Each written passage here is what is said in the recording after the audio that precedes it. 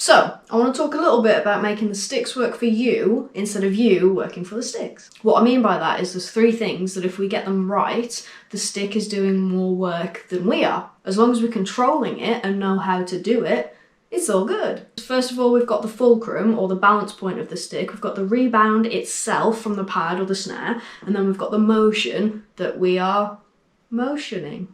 When we're playing drums, we're basically creating a pivot point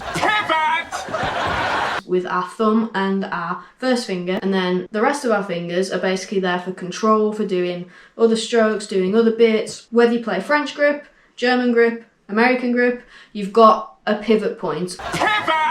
Point on the stick that you are having pressure, the stick is pivoting around it, and then you're controlling it with the fingers. Somewhere around here, you've got the fulcrum, the balance point of the stick. If we get the fulcrum right in the first place, then the stick is already in a better position to do the work for us. So if we hold the stick too far towards the tip, there's too much weight at the back of the stick. Get yourself a practice pad, get yourself a stick, rest the stick on your finger, drop it to the pad. This is not a good place, by the way. It's too far forwards. If you drop it on the pad, what you'll find here, it didn't drop at all. There we are. Just try a bit further back. If you do this, what you'll find is there's a little pause after that first hit. Boom, boom, boom. So it's got more weight at the back, so it's going up and slowly going down and then doing loads of little taps at the bottom. Not very optimal. If you hold the stick too far towards the butt. And there's too much weight at the front of the stick, so it's just going to flop forwards and not do much for you. Very disappointing. Whereas if you hold it probably around here, yeah. Ooh. That's what happens when you stop paying attention. It's better. Once you found the best part of the stick to actually hold that gives you the best, this feels most natural, you've got the most natural motion of the stick doing the work for you, then add your thumb to the mix and create this pressure point that I was talking about. Leave your fingers off the stick. Never do that on a drum kit.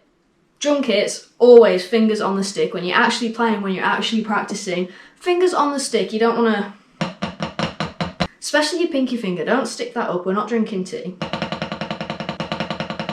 But for the purpose of this part, take your fingers off the stick. So just this little pointy bit. I'm going to get some double strokes out of the stick without using my fingers. I'm just going to control it with the pressure, the motion, and the rebound.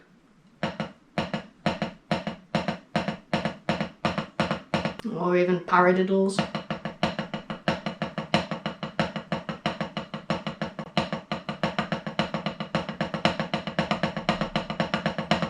So you can get a level of speed and accuracy just from controlling those 2 things. So then, if you can get the right positioning and the right motion, you'll know when you feel it, because it feels nice. It feels like your hands are on clouds instead of running a marathon. You don't want veins popping in your forehead. You want it to feel comfortable and feel nice. So when you do have your fingers on the stick, once you've got to that point, the right pressure, you've got the right motion, put your fingers on the stick.